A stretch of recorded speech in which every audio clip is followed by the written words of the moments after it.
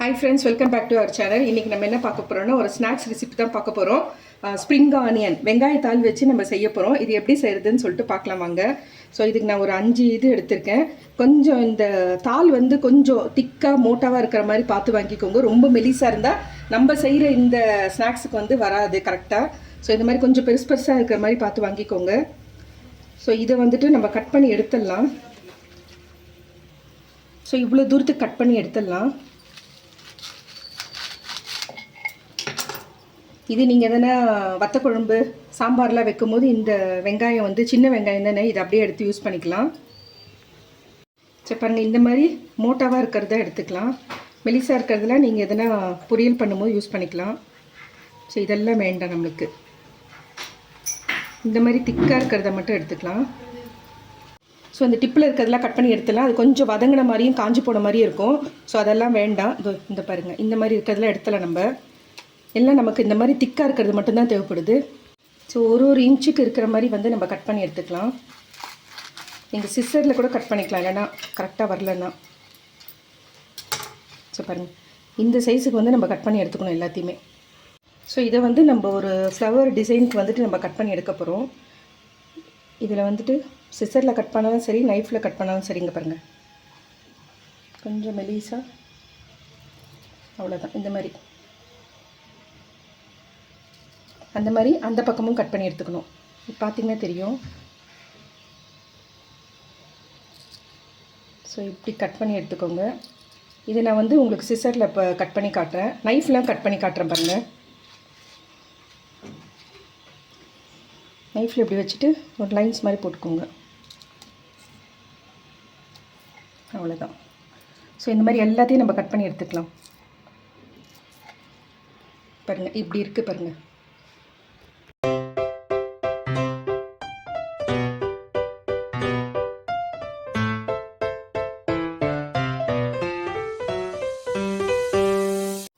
பாருங்கள், நம்ம எல்லாத்தையும் கட் பண்ணி எடுத்தாச்சு. நான் ஒரு 4-5 இது தான் போட்டிருக்கேன். அதுக்கே இவ்வளோ வந்திருக்கு. உங்களுக்கு எவ்வளோ வேணுமோ அதுக்கு தகுந்த மாதிரி கட் பண்ணி எடுத்துக்கோங்க. இது சின்ன குழந்தைங்க வீட்டில் இருந்ததுனா கூட இந்த மாதிரி கொடுத்துட்டு நீங்கள் கட் பண்ண சொல்லலாம். இது எல்லாமே எங்கள் வீட்டில் எங்கள் பாப்பா சுஷ்மிதா தான் கட் பண்ணா. ஸோ இதை அப்படியே கப்புக்கு மாற்றிடலாம். போட்டுட்டு ஐஸ் தண்ணி ஊற்றிக்கோங்க.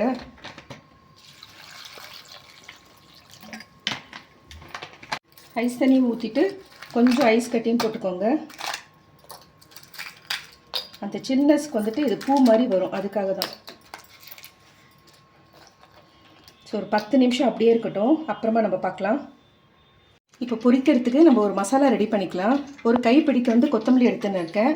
காரத்துக்கு வந்துட்டு ஒரு 6 மிளகாய் எடுத்துருக்கிறேன். நீங்கள் காரம் கம்மியாக வேணும்னா ஒரு 2 மிளகாய் இல்லை 3 மிளகாய் போட்டுக்கோங்க. பூண்டு வந்து உரிச்ச பூண்டாக இருந்தால் ஒரு 4 பல்லு போட்டுக்கோங்க. நான் அரைச்சது இருக்குது, ஸோ அதனால் 1 ஸ்பூனுக்கு எடுத்திருக்கேன்.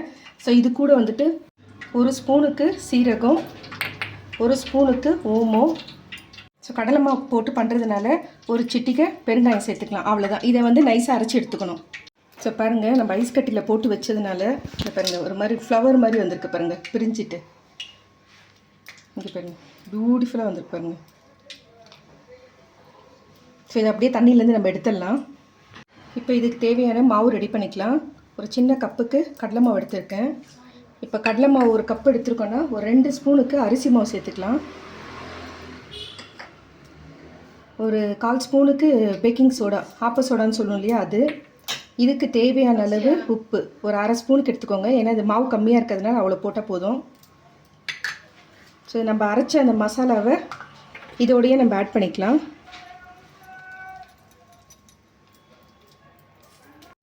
ஸோ இதை சேர்த்துட்டு கலந்துக்கலாம்.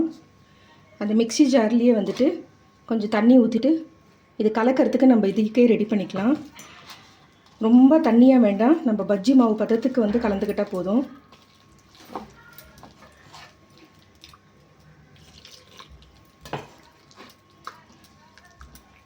ஸோ பாருங்கள், இந்த பதத்துக்கு கலந்து வச்சாச்சு. இப்போ இதில் நம்ம டிப் பண்ணி தான் பொரிக்க போகிறோம். உப்பு காரம் பார்த்துக்கோங்க. உப்பு உங்களுக்கு தேவைப்பட்டுச்சுன்னா கொஞ்சம் ஆட் பண்ணிக்கோங்க, இல்லை ஜாஸ்தி ஆகிடுச்சுன்னா கொஞ்சம் மாவு ஆட் பண்ணிக்கோங்க, அவ்வளோதான். இப்போ இதெல்லாம் வந்து நம்ம டிப் பண்ணிக்கலாம் இதில். இங்கே பாருங்கள், எப்படி ஒரு ஃப்ளவர் மாதிரி வந்திருக்கு பாருங்கள்.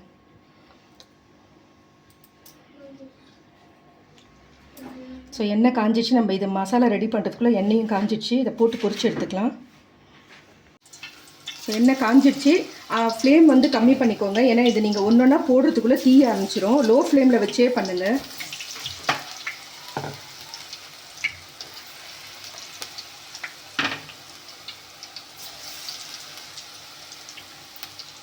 ஈவினிங் ஸ்நாக்ஸாக காஃபி டீ போடுற டைமுக்கு ரெடி பண்ணிடலாம். என்னென்னா இந்த ஐஸ் கட்டியில் ஊறுறதுக்கு ஒரு 10 நிமிஷம் தேவைப்படுது, அவ்வளோதான். ஸோ இப்போ ரெடி ஆகிடுச்சு. நம்ம எடுத்துடலாம். கொஞ்சம் அப்படி சாய்ச்சி பிடிச்சிக்கிட்டிங்கன்னா அதில் இருக்க எண்ணெய்லாம் வந்து வடியும்.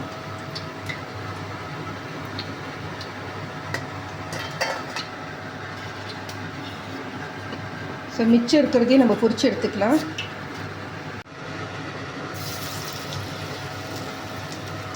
ஒன்றா போடுங்க. மொத்தமாக போட்டால் எல்லாம் போய் ஒன்றோட ஒன்று ஒட்டிக்கும்.